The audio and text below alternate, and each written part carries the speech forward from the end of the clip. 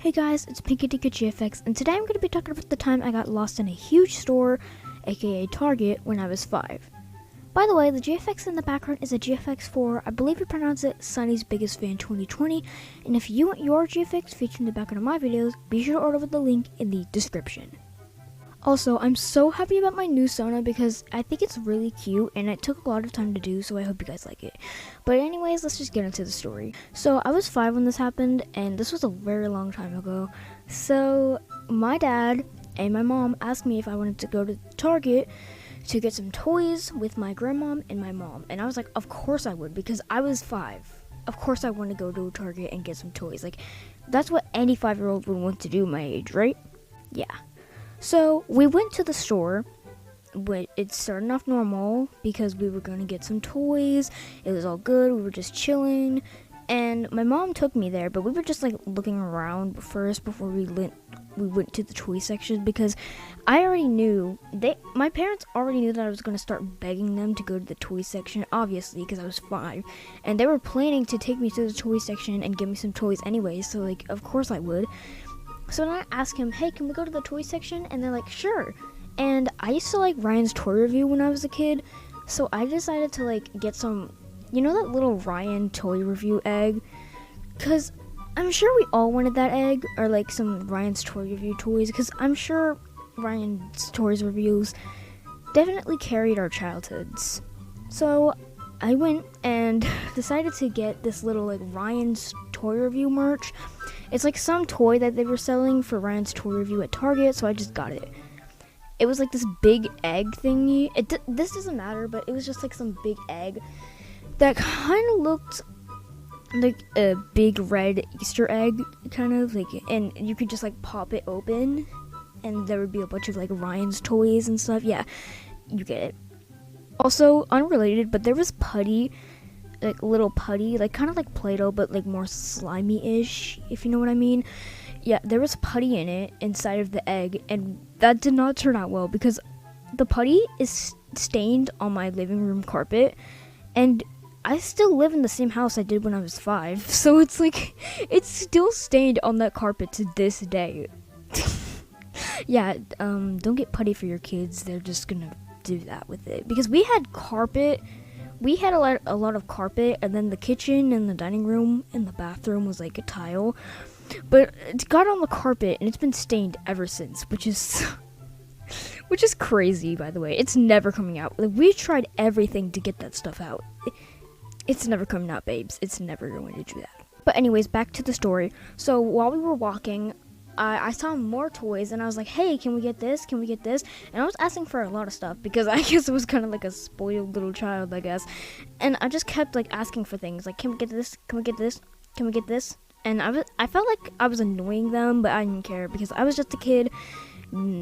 That's basically what a kid does all the time when you go to Target. Like, if you go to a Target, you're gonna see a kid asking if they can go to the toy section, because I still do that to this day, because I like seeing like the interesting toys, and sometimes I like to make fun of the way the toys look, because like some toys that sell in 2024 are like so goofy. Like, people can't think of toy ideas anymore. Like, slime's out of date, fidget spinners are out of date, so everybody's just gonna be like trying to get the new stuff, but the new stuff looks so bad. It's so ugly. Like, the new toys these days are just so cringe. And I'm sorry, but I mean, come on. You know that like pooping flamingo thing? Yeah. I know that doesn't sell in 2024, but it's still like a newer toy. And it's just so stupid. Like, what? And obviously I'm not making fun of any toys. I mean, these companies put effort into making toys, but come on. Anyways, all of that was unrelated to the story, but yeah, let's just keep going on with my rambling about the store. So basically, we went to the toy section. As I said, we were walking around, and all of a sudden, my parents, not my grandparents, but like my mom, I'm just gonna call them my parents for now, but my mom and my grandmom, we went over and we went to opposite directions in the store. So my mom and my grandmom went the other way while I was walking over to this one toy section while they were just walking off, because I guess they were like talking together and they weren't paying attention to me much. So we were just like, they were just walking opposite ways. We were going so far away from each other. I was so scared when I realized that my mom and my grandma weren't there. I was like, oh no, where did I go? Where did I go? Where are they? And I was just so terrified. It's like, oh no, no, no. What if I'm lost here forever? Oh my god. And I remember my mom always told me when I was a kid, like, okay, if you get lost in a store, if you get lost anywhere, make sure to tell an employee and they can help you find them. So that's what I did because I was a smart kid, okay? I was a smart little guy. So I decided to go over and ask a manager if they can help me find my parents. And as soon as the manager was about to take me somewhere to help me find them, I saw my parents walking down the aisle. And I saw them over there. So I immediately rushed away from the manager, and then I started to go and say hi to them.